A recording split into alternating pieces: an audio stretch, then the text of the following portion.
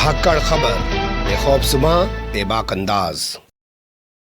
धाकड़ खबर के news room से मैं आपके साथ हूं अकरम रईस खान। गुंडा एक्ट की कार्रवाई किए जाने की खबरें सामने आने के बाद यती नरसिम्हानंद को क्रोध आ गया, गुस्सा आ गया है, या यूं कह सकते हैं कि वो भड़क गए हैं और उन्होंने सीधे तौर पर ऐलान कर दिया है कि अगर उनके खिलाफ गुंडा की कार्रवाई की गई तो वो उत्तर प्रदेश के सीएम यानी आदित्यनाथ योगी के आवास के बाहर आमरण अनशन पर बैठ जाएंगे। यही नहीं, उन्होंने स्थानीय डीएसपी यानी सर्किल ऑफिसर क्षेत्राधिकारी को भी चेतावनी दे दी है। उन्होंने एसपी देहात पर भी कड़ा हमला बोला है और चाकू बरामद होना वाले मामले को मामूली सा मामला बताया है और कहा है कि मासूम बच्चे को पुलिस वालों ने फर्जी तरीके से जेल भेज दिया है। तो वो मासूम बच्चे के बारे में किस तरीके से बातें कर रहे हैं, सीओ को एसपी को कैसे हड़का रहे हैं और प्रदेश के सीएम आदित्यनाथ योगी को किस तरीके से अल्टीमेटम दे रहे हैं, तमाम चीज़ें बारी बारी से आपके सामने रखने जा रहा हूं। अच्छा बुरा आप लोग खुद तय कीजिएगा, पर कमेंट्स के रूप में आखिर में अपनी राय ज़रूर दीजिएगा। फिलहाल चलते हैं खबर के पहले हिस्से की तरफ। खबर के पहले हिस्से में कुछ जानकारियां आपके सामने रख देना ज़्यादा बेहतर होगा, फिर उनके वीडियो रख देते हैं। देखिए, गुंडा एक्ट की कार्रवाई करने के लिए पुलिस ने 2 बार जब रिपोर्ट भेजी और एसडीएम बीपी सिंह ने उस रिपोर्ट पर अपनी संस्तुति नहीं की, जबकि उसके पास कोई विकल्प ही नहीं है, उसका कोई अधिकार ही नहीं है कि वो उस पर कोई ऐतराज़ करे। ये पुलिस का काम है, उसके पास रिपोर्ट भेजना, मजिस्ट्रेट होने के नाते वो उस पर अपनी संस्तुति करे। जब उसने 2 बार नहीं की तो यहाँ के डीएम ने उसको उसके पद से हटा दिया है, यानी कि एसडीएम सदर बीपी सिंह को हटा दिया गया है। उसके स्थान पर एसडीएम नरेश कुमार को लाया गया है। ये एक बड़ा अपडेट है। तो क्या अब नरेश कुमार के जरिए गुंडा की कार्रवाई की जाएगी? कब वो कार्रवाई होगी अभी हमारे पास कोई जानकारी नहीं है, लेकिन जैसे आएगी आपको बताएंगे। इसके अलावा ये दैनिक जागरण अखबार की कटिंग में आपके सामने रख रहा हूं, जिसमें लिखा है कि अगर मुझ पर गुंडा की कार्रवाई की गई तो सीएम योगी के आवास के बाहर आमरण अनशन पर बैठ जाऊंगा। ये कहना है यती नरसिम्हानंद सरस्वती का। आप जानते ही हैं, उत्तर प्रदेश का एक जिला है जो दिल्ली एनसीआर में आता है, नाम है गाजियाबाद। वहां का एक थाना है मसूरी, वहां का एक कस्बा है डासना, वहां पे एक देवी मंदिर है। वहां के स्वयंभू महंत यती नरसिम्हानंद सरस्वती, जो पहले सरस्वती हुआ करते थे, अब जूना अखाड़े के महामंडलेश्वर बन गए हैं, इसलिए अब वो यती नरसिम्हानंद गिरी हो गए हैं। उनके महामंडलेश्वर बनने को लेकर भी हंगामा मचा हुआ है। कुछ लोग कह रहे हैं कि एक ऐसे शख्स को जो इतने विवादित हैं, उनके खिलाफ दुनिया भर के मुकदमे दर्ज हैं, उसको महामंडलेश्वर नहीं बनाया जाना चाहिए। हालांकि इसको लेकर अभी जूना अखाड़े ने कोई फैसला नहीं लिया है कि वो हटाएगा कि नहीं हटाएगा, या जो अखाड़े हैं जो आपस में ही लड़ रहे हैं, वर्चस्व लड़ाई उनके बीच चल रही है, क्या वो इस मुद्दे पर कुछ करेंगे कि नहीं करेंगे, वो जानकारी हमारे पास नहीं है। लेकिन बच्चे के पास से चाकू बरामद करके पुलिस वालों ने उसे फर्जी तरीके से जेल भेज दिया है। उसने तो फ्लिपकार्ट से 150 रुपये का चाकू मंगाया था, अपनी सुरक्षा के लिए वो चाकू उसने मंगाया था। पुलिस वालों को खुद दे के गया था कि भैया रख लो, मैं थोड़ी देर में आऊँगा, और पुलिस वालों ने उसी को पकड़ के उस पर मुकदमा लगा के जेल भेज दिया। क्या फ्लिपकार्ट से चाकू मंगाना कोई गुनाह है? सुन लीजिए यती नरसिम्हानंद की ज़बानी। प्रशासन ने उस बच्चे को जेल भेज दिया, निर्दोष बच्चा था वो। उसके पास फ्लिपकार्ट से डिलीवरी हुआ चाकू था, जो फ्लिपकार्ट से 150 रुपये में जो चाकू मिलता है ना, वो डिलीवरी, होम डिलीवरी देते वो चाकू था उस बेचारे के पास। उसने खुद पुलिस वालों को दिया था कि भाई चाकू रख लो, मैं जाता हुआ इसे ले जाऊंगा, ये मैंने अपनी रक्षा के लिए कुछ वैसा रख रखा, कुछ उसकी वजह होगी कोई भी। तो वो ऐसा चाकू नहीं था जिस पर कोई मुकदमा बनता है। फ्लिपकार्ट से जिस चीज़ को फ्लिपकार्ट घर पर डिलीवरी देती हो, उस पर मुकदमा कैसे बन सकता है?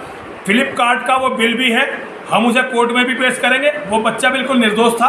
ये पुलिस, गाजियाबाद की पुलिस इस मंदिर को उजाड़ने पर आई हुई है।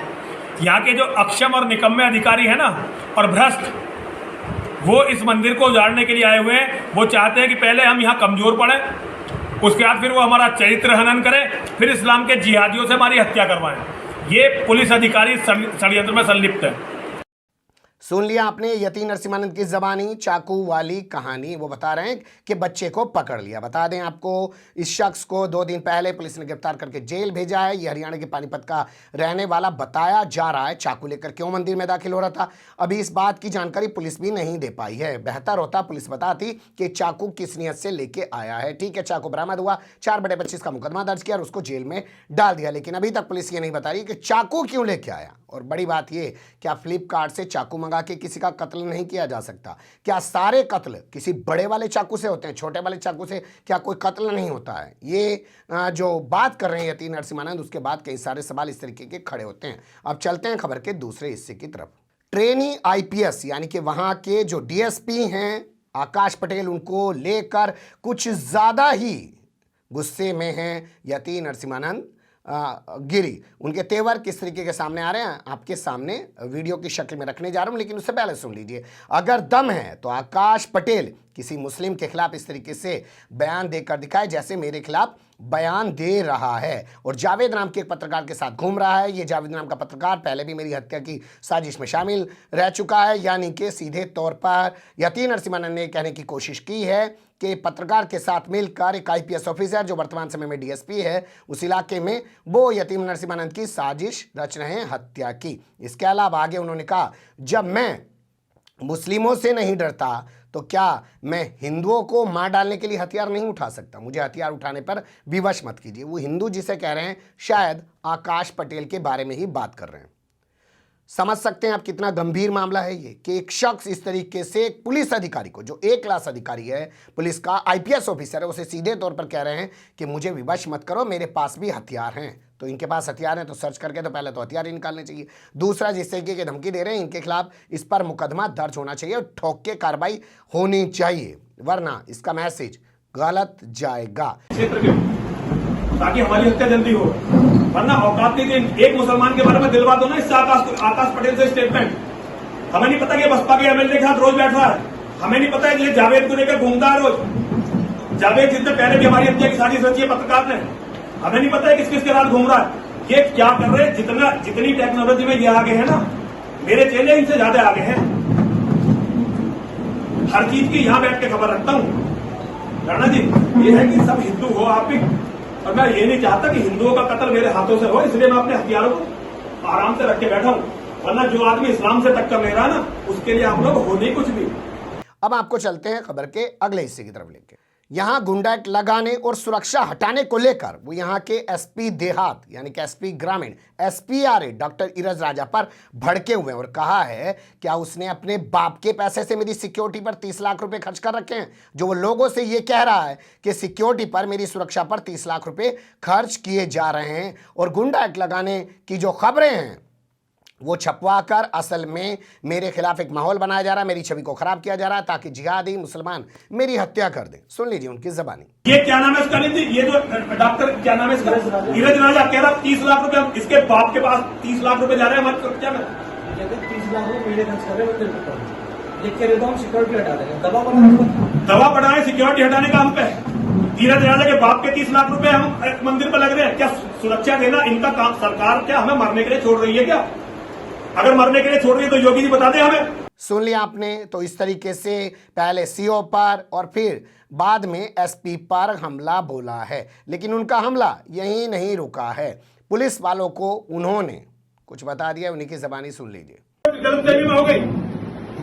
नेशनल अखबारों में छपा रहो, आधे आधे पेज के times of India, Hindustan times हम आर्टिकल छाप रहे हैं। आपके दो बॉडी के, ये आकाश पटेल और ये नीरज राजा और ये क्या नाम है इसका, अरिंदी पवन कुमार, ये कह रहे गुंडा एक्ट लगाएंगे। लगाओ ना, तुम फांसी दो, फांसी दो और करो, एनकाउंटर करो, भेजो। जहां पुलिस ने मरवाया सन्यासी को, अभी वो अगर पुलिस ने कटवाया सन्यासी का पेट, वरना 22 हिजड़े सो नहीं रहे होते यहाँ पे, वरना 22 हिजड़े सो नहीं रहे होते यहाँ पे।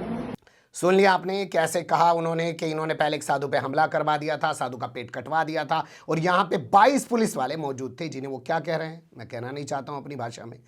अब वो अगर पुलिस वालों को नहीं कह रहे हैं तो इस बात का स्पष्टीकरण उन्हें देना चाहिए, और अगर वो पुलिस वालों को कह रहे हैं तो पुलिस वालों को इनके खिलाफ एक्शन लेना चाहिए और पूछना चाहिए कि आखिर पुलिस वालों को लेकर इस तरीके का शब्द क्यों बोला जा रहा है। इस पूरे मामले पर मुझे लगता है ट्रांसजेंडर जो कम्युनिटी है उसको भी एक्टिव हो जाना चाहिए कि आखिर उनका नाम लेके इस तरीके से पुलिस वालों को टारगेट क्यों किया जा रहा है, या उनके इस नाम को इस तरीके से जो है क्यों जोड़ा जा रहा है। उन्हें भी इस पर कोई एक्शन लेना चाहिए।